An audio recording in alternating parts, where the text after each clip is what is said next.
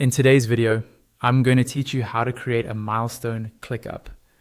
We're going to walk through the full process of setting up milestones in ClickUp, then mapping them out on a Gantt chart so you can clearly see the timeline of your project. Follow along in your own workspace if you can, and pause whenever you want to complete each action. First, make sure you're in the right place inside ClickUp. Open the space or folder where your project lives, and go to your list view. This is where you'll be able to see tasks in a simple, structured layout, which makes it perfect for creating milestones. Next, look for the little plus icon next to the space or folder where you want to create milestones. Click that plus icon to start adding a new list. When the options appear, choose List. This tells ClickUp that you're creating a new list of tasks, which you'll then use specifically for your milestones. You'll now be prompted to name your new list. Type in a clear and simple name, like milestones, or something that matches your project. The key is to make it obvious that this list is for milestone tracking. Once you've named it, click on Create to finish setting up the new list. Now that your milestones list is created, you'll see an empty task field inside it.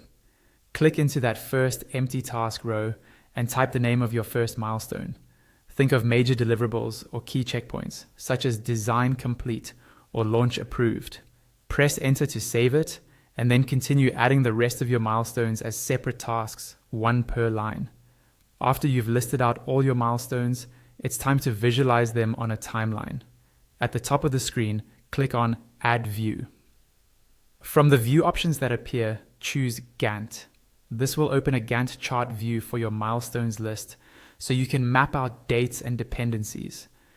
In the Gantt view, you'll notice yellow dots or labels saying that no dates are set for each task. Click on those yellow indicators for a milestone, and a date picker will open. Select the date you want that milestone to occur on. Repeat this for each milestone so everyone has a defined date. Once dates are set, you'll see your milestones appear on the Gantt chart. To show how they relate to each other, use the white dots that appear at the ends of the bars. Click on a white dot for one milestone and drag it to the next milestone to create a dependency line.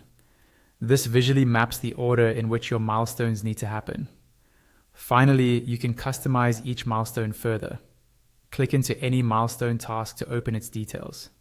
Here you can add descriptions, assignees, priorities, checklists, attachments, or any custom fields your workspace uses.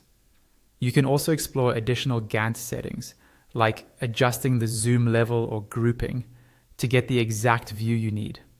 By the end of this process, you'll have a dedicated milestones list, a clear Gantt timeline, and linked tasks that show the flow of your project from one key milestone to the next.